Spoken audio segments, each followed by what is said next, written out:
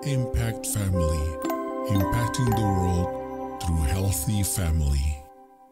Shalom sahabat Impact Family yang dikasih Tuhan. Saudara, tahukah saudara apa hubungan terkabulnya doa dengan pengampunan? Ya, Tuhan Yesus berkata demikian. Karena itu aku berkata kepadamu, apa saja yang kamu doakan dan minta, percayalah bahwa kamu telah menerimanya. Ya, maka hal itu akan menjadi milikmu. Apabila kamu berdiri untuk berdoa, ampunilah dahulu sekiranya kamu menyimpan kesalahan seseorang, supaya Bapakmu yang di sorga juga mengampuni kesalahan-kesalahanmu. Jadi yang kita lihat di sini bahwa orang kalau marah, orang kalau bertengkar sama orang lain, atau ada orang yang berbuat kesalahan kepada seseorang itu, kalau kita belum mengampuni, hati kita belum plong, ya. Jadi itu yang disebut dosa. Boleh marah, kalau marah ya seketika selesai, tidak dipendam. Nah, kalau yang marahnya itu terus dipendam, ya, itu menjadi dosa. Karena yang pertama, orang marah, dendam, yang tidak bisa mengampuni orang lain, biasanya jadi marahnya di dalam terus, sehingga mempengaruhi organ-organ tubuh, kelancaran jalan darah dan lain-lainnya. Ya, mungkin itu menyebabkan orang jadi pusing, ya, menyebabkan stres tentunya, ya, sehingga ya menurut para ahlinya, ya, saya membaca itu mempengaruhi juga asam lambung, ya. Lalu selain lambung, ya penyakit-penyakit lainnya. Memang kata Amsal juga, hati yang gembira adalah obat yang manjur, ya. Jadi itu sebabnya orang yang marah, dendam, ya, jengkel, tidak bisa memaafkan, itu menyebabkan tubuhnya sakit, rohaninya juga sakit. Jadi itulah yang namanya dosa. Jadi dia dosa karena Alkitab mengatakan kalau marah boleh jangan sampai matahari terbenam, ya. Kalau marah disimpan terus itu kan membuat dia jadi tubuhnya sakit, rohaninya juga sakit.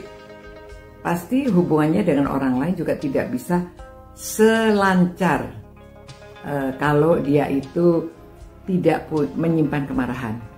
Nah, jadi pada waktu kita berdoa, kalau masih ada kemarahan, saluran kita, hubungan kita dengan Tuhan itu tidak bisa lancar karena kita masih menyimpan dosa.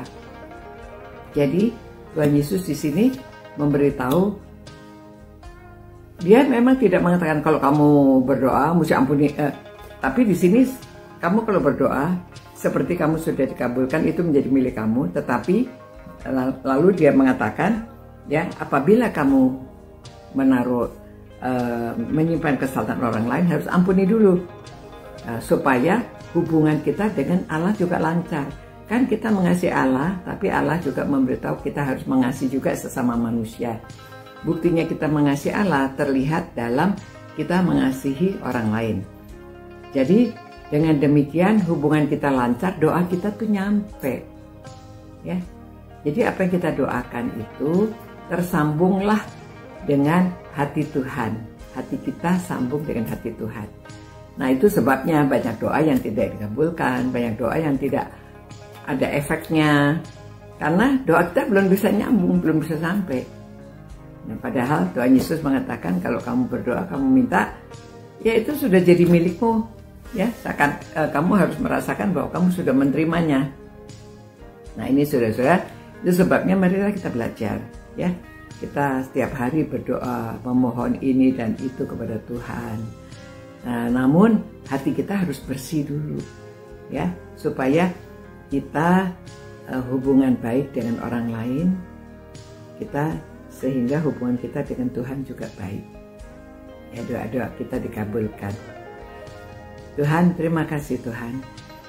Engkau memberitahukan kepada kami bahwa kami harus mengampuni dulu orang yang bersalah pada kami, supaya doa-doa kami juga dapat terhubung kepadamu.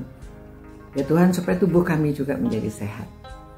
Terima kasih Tuhan, karena kasih-Mu, karena firman-Mu, karena semua yang sudah Tuhan berikan kepada kami, janji-janji-Mu, doa kami juga akan dikabulkan jikalau kami juga sudah hubungan baik dengan Engkau ya Tuhan. Tentunya kami menyenangkan hati-Mu dan Engkau mengabulkan permohonan kami.